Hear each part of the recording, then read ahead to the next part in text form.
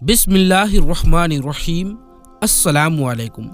प्यारे दोस्तों, आज की ये वीडियो कुछ अजीब है, इसीलिए वीडियो को आखिर तक जरूर देखें।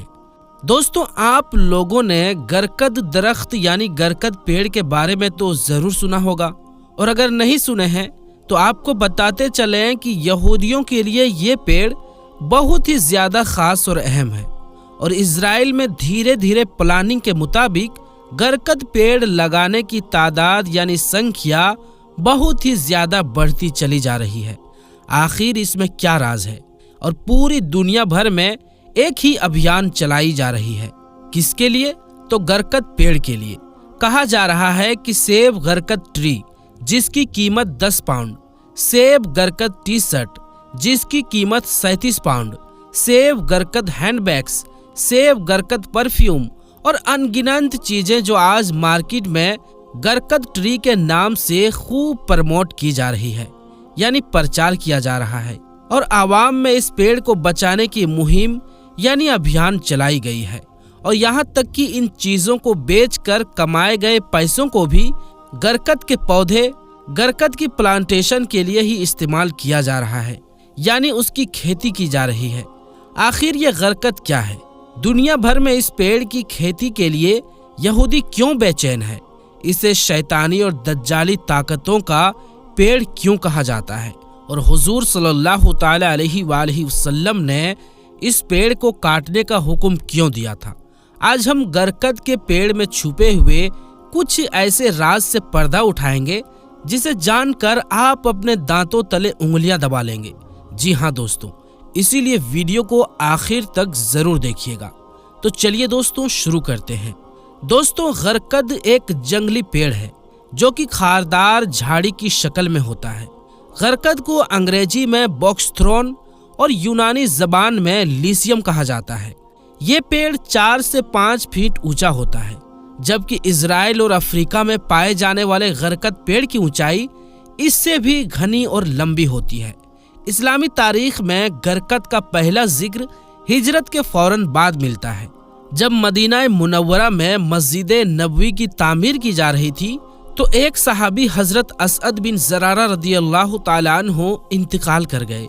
नबी पाक सल्लल्लाहु ताला अलैहि वसल्लम ने उनकी तदफीन के लिए जिस जगह को चुना वो बकी अल गरकद कहलाती थी। बकी उस जमीन को कहते हैं जिसमें पेड़ों या पौधों की जड़ें बाकी रह जाएं, और उस जगह पहले गरकद की झाड़ियां थी। यह जगह मुसलमानों का कब्रिस्तान मान लिया गया। बाद में नबी पाक सल्लल्लाहु ताला अलैहि वसल्लम की साहबजादी हजरत रुकैया, हजरत फातिमा और साहबजादे हजरत इब्राहिम और कई सहाबा इकराम उसी जगह सुपुर्दे खाक किए गए।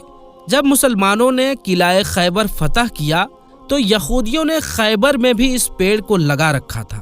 नबी पाक सल्लल्लाहु ताला अलैहि वसल्लम ने फतह खैबर के बाद इन पेड़ों को काट देने का हुक्म दिया था। हजरत उमर के खिलाफत के ज़माने में यहूदियों को अरब से निकालकर इराक व शाम में बसा दिया गया, और खैबर के ज़मीनों के बदले उन्हें दूसरी जगहों पर ज़मीनें दे दी गई। हजरत उमर के दौरे खिलाफत के आखिरी ज़माने तक इस पेड़ का अरब से पूरी तरह से सफाया हो गया था, लेकिन फिर बाद में आने वाले खलीफा और बादशाहों ने यहूदियों को उन जगहों पर गरकद की खेती करवाने की इजाजत दे दी जहां वो आबाद थे। तो दोस्तों, अब सवाल ये उठता है कि हुजूर सल्लल्लाहु ताला अलैहि वसल्लम ने खास तौर पर गरकद को काटने का हुक्म क्यों दिया था, जबकि कुरान और हदीस में शजरकारी यानी पेड़ पौधे लगाने को सदकाए जारिया करार दिया गया है। सही बुखारी की रिवायत के मुताबिक रसूलुल्लाह सल्लल्लाहु ताला अलैहि वसल्लम ने फरमाया, जो मुसलमान भी पेड़ लगाए या खेती बाड़ी करे और उसमें परिंदे, इंसान और जानवर खा लें तो वो उसके लिए सदका है। इसके अलावा जंग के दौरान नबी पाक सल्लल्लाहु ताला अलैहि वसल्लम ने सिपाहियों को ये नसीहत की थी कि रास्ते में किसी भी पेड़ या खेत खलिहान को ना काटा जाए और ना नुकसान पहुंचाया जाए। पेड़ लगाने की इतनी फजीलत होने के बावजूद भी आप सल्लल्लाहु ताला अलैहि वसल्लम ने गरकद के पेड़ को काटने का हुक्म आखिर क्यों दिया था? दरअसल ये पेड़ यहूदियों का पासबान यानी चौकीदार है, और क़यामत के करीब में इस पेड़ का एक अहम रोल होगा। लिहाजा अबू हुरैरा रदियल्लाहु ताला अन्हु से रिवायत है कि रसूलुल्लाह सल्लल्लाहु ताला अलैहि वसल्लम ने फरमाया कि क़यामत कायम ना होगी यहाँ तक कि मुसलमान यहूदियों से जंग करेंगे और मुसलमान उन्हें कत्ल करेंगे, यहाँ तक कि यहूदी पत्थर और पेड़ के पीछे छुपेंगे तो पत्थर या पेड़ कहेगा कि ऐ मुसलमान, ऐ अब्दुल्लाह, ये यहूदी मेरे पीछे है, आओ और इसे कत्ल कर दो। और वहीं ये गरकत का पेड़ मुसलमानों को ये नहीं बताएगा कि ये यहूदी मेरे पीछे छुपे हुए हैं, आओ और इसे कत्ल कर दो, क्योंकि वो यहूद के पेड़ों में से एक पेड़ है। यही वजह है कि मुफस्सिरीन ने गरकत के पेड़ को यहूदियों का पेड़ और गोंगा पेड़ और दज्जाल का साथी भी करार दिया है। इस पेड़ को ईसाई किताबों में, खासकर इंजील में, शैतानी ताकतों का पेड़ भी कहा जाता है। याद रहे कि यहूदी कौम अपने मजहब से ज्यादा इस्लाम की सच्चाई पर यकीन रखते हैं। उनके उलमा और मुहक्किकीन कुरान और हदीस को गौर से पढ़ के अपनी तरक्की की राहें खोलते हैं और मुसलमानों की कमजोरियों पर पकड़ करते हैं। यही वजह है कि आज भी यहूदी गरकत को अपना पासबान यानी चौकीदारी पेड़ मानते हैं, जो क़यामत से पहले होने वाले अजीम जंगों में उनका मददगार साबित होगा। यहूदियों को आखिरी नबी हज़रत मोहम्मद मुस्तफ़ा सल्लल्लाहु ताला अलैहि वसल्लम की ज़बान मुबारक से निकलने वाले हर अल्फाज की सच्चाई पर पूरा यकीन है। इस बात का सबसे बड़ा सबूत यह है कि आज यहूदी गरकत के खेती पर लगे हुए हैं। इजरायली हुकूमत पिछले 40 सालों से गरकत की खेती यानी प्लांटेशन में बिजी है। रिपोर्ट के मुताबिक साल 2010 तक 24 करोड़ गरकत के पेड़ इजराइल में लगाए जा चुके हैं और इजराइल में चलने वाली ट्रेनों के आसपास लगभग 30 से 40 किलोमीटर तक ट्रेन लाइन के दाएं बाएं सिर्फ गरकत ही गरकत लगे हुए हैं। और इजराइल में हर यहूदी के घर, उनके पार्क और उनके बिल्डिंग्स के आसपास गरकत का पेड़ लगा जरूर दिखाई देता है।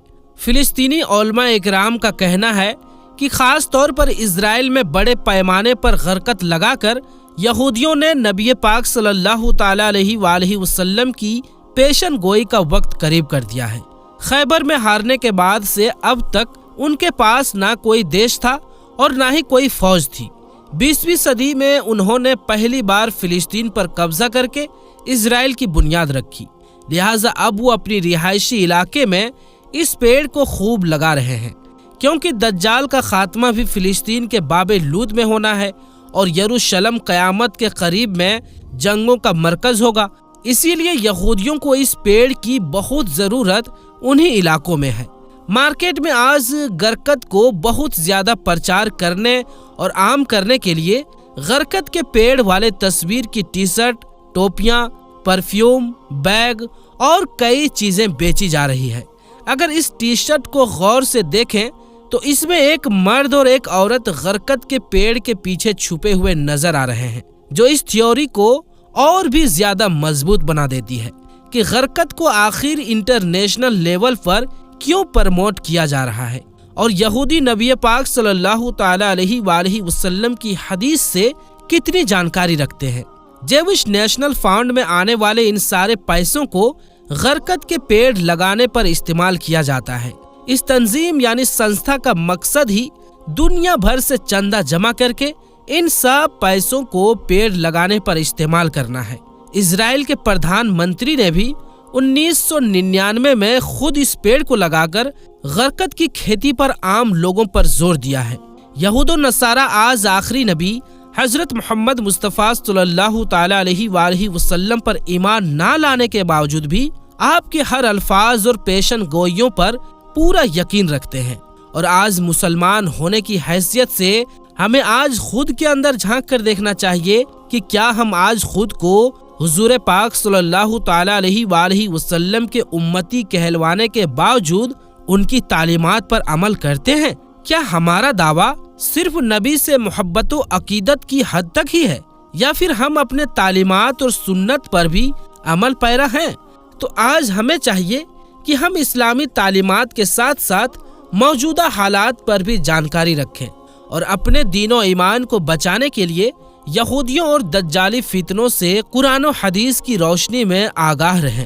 پیارے دوستوں، آپ کو یہ بھی بتا دیں کہ یہودیوں نے حضور صلی اللہ علیہ وآلہ وسلم کی اس پیشن گوئی سے پورا فائدہ اٹھاتے ہوئے کیول اسرائیل میں ہی نہیں بلکہ اور بھی قبضہ کیے ہوئے زمینوں پر بھی جو انہوں نے 1967 کی عرب اسرائیل جنگ کے بعد قبضہ کیا تھا، وہاں پہ بھی گرکت کے درختوں کی بھرمار کر دی ہے، تاکہ ان کو ایسی کسی بھی جنگ کی حالت میں اپنی بچاؤ کے لیے کوئی بچنے کی جگہ یا آڑ نہ ڈھونڈنی پڑے، بلکہ وہ گرکت کے درخت کے پیچھے ہی چھپ کر اپنی کارروائی جاری رکھے۔ یہاں سے ہم اندازہ لگا سکتے ہیں کہ اسرائیل جو موجودہ ترقی اور ٹیکنالوجی میں اتنا ایڈوانس ہے، اس کے باوجود بھی وہ نبی پاک صلی اللہ تعالی علیہ وآلہ وسلم کی اس حدیث کو جانتے اور مانتے ہوئے اس حدیث کے مطابق عمل کر رہے ہیں اور اپنے لیے غرقت کے درختوں کی تعداد یعنی سنکھیا میں بڑھوتری کر رہے ہیں، جبکہ دوسری اور مسلمانوں کو اللہ رب العزت نے حکم دیا کہ مسلمانوں اپنا جنگ کا سامان تیار رکھو، اپنے گھوڑے تیار رکھو اور تلواروں کو چمکائے رکھو اور نئی چیزیں بھی سیکھتے رہو تاکہ تم تیار رہ سکو اور اللہ کے دشمنوں سے مقابلہ کر سکو۔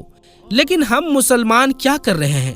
ہم مسلمان عیش و عشرت، مزے اور دکھاوے میں ڈوب گئے ہیں، آرام پرست ہو چکے ہیں، اور ہمیں نبی اکرم صلی اللہ تعالی علیہ وآلہ وسلم کے ارشادات اور اللہ رب العزت کے احکام کی کوئی پرواہ نہیں، اور ہم صرف وہ کر رہے ہیں جس سے مزے حاصل ہو سکے۔ حالانکہ ہمارا دین ہمیں بار بار بتاتا ہے کہ دنیا کی یہ لذتیں، مزے نقلی ہے، دنیا کی ساری مزے، یہ تمام عیش و آرام ایک دن ختم ہونی ہے، اور اس کے بعد اگر ہمارے اعمال اچھے ہوئے تو ان اعمال کے بدلے کے طور پر جو لذتیں ہمیں ملیں گی، جو جنت ہمیں ملیں گی، وہ فانی نہیں ہوگی، وہ ہمیشہ کے لیے باقی رہنے والی ہوگی۔ لیکن افسوس کہ ہم ایمان رکھتے ہوئے بھی ان چیزوں پر عمل نہیں کر رہے ہیں۔ پیارے دوستوں، قوم عمل سے نہیں بنتی، صرف احادیث کو سن کر سبحان اللہ کہہ دینے سے ہماری حالاتوں میں کوئی بدلاؤ نہیں آئے گی۔ دعا سے تقدیر بدل سکتی ہے، لیکن تب جب دعا کے ساتھ ساتھ کوشش شامل ہو۔ میرے نبی پاک صلی اللہ تعالی علیہ وآلہ وسلم نے بدر کے میدان میں پہلے اپنا لشکر کھڑا کیا، بدر کے میدان کے خاص پوائنٹس پہلے قبضہ کیا، اور اس کے بعد نبی پاک صلی اللہ تعالی علیہ وآلہ وسلم نے سجدے میں گر کر اللہ رب العزت سے دعا کی اور مدد مانگی، تب فرشتے نازل ہوئے۔ پیارے دوستوں، پہلے کوشش آتی ہے اور اس کے بعد دعا کی باری آتی ہے، اور یہی میرے نبی پاک صلی اللہ تعالی علیہ وآلہ وسلم کی سنت بھی ہے۔ پہلے کوشش نہ ہو اور انسان صرف دعائیں کرتا رہے تو اس کے لیے آسمان سے مدد کیسے اترے؟ اللہ رب العزت خود قرآن کریم میں فرماتا ہے کہ ہم نے اس دنیا میں انسان کو کچھ نہیں دیا مگر یہ کہ جس کی وہ کوشش کرے تو اسے وہ عطا کر دیا جاتا ہے۔ تو پیارے دوستو، اس دنیا میں اللہ کا فرمان تو یہی ہے کہ جو کوشش کرے گا وہ کامیاب ہوگا، اور ہمیں اللہ رب العزت نے دعا کے ایکسٹرا ہتھیار یہ دیا کہ تم کوشش کرو اور پھر دعا کرو تاکہ تمہاری کوشش کا بہترین نتیجہ تمہیں مل سکے۔ لیکن ہم نے تو کوشش کرنا چھوڑ کر صرف دعاؤں پر ہی زور ڈال لیا ہے۔ دعا کی اپنی اہمیت ہے، لیکن دعا کے عملی معاملات میں دعا سے پہلے کوشش کی اہمیت ہے۔ دعا ان معاملات میں بغیر کوشش کے بیکار ہے، اللہ رب العزت کے فرمان کے خلاف ورزی ہے۔ تو ہم بھی اسی لیے نیچتا اور سمسیاؤں کا شکار ہیں کہ ہم نے کوشش چھوڑ دی ہے اور دعاؤں پر بھروسہ کر لیا ہے، جبکہ ہمارے دشمن کوششیں کر رہے ہیں، اور اللہ رب العزت کا فرمان ہے، اللہ رب العزت کا قانون ہے کہ جو کوششیں کرے گا وہی کامیاب ہوگا۔ اللہ رب العزت سے دعا ہے کہ ہمیں کوشش کرنے کی اور اپنے فرمان پر عمل کرنے کی توفیق عطا فرمائے، اور ہمیں آخرت کے روز اپنے حبیب صلی اللہ تعالی علیہ وآلہ وسلم کے سامنے شرمندہ نہ ہونا پڑے۔ اور اللہ تبارک و تعالی سے دعا ہے کہ اللہ تبارک و تعالی فلسطین اور غزہ کے مسلمانوں کی حفاظت عطا فرمائے اور مسجد اقصی کی حفاظت فرمائے۔ تو پیارے دوستوں، آج کی اس ویڈیو میں بس اتنا ہی، انشاءاللہ ملیں گے اگلی ویڈیو میں۔ تب تک کے لیے السلام علیکم، اللہ حافظ۔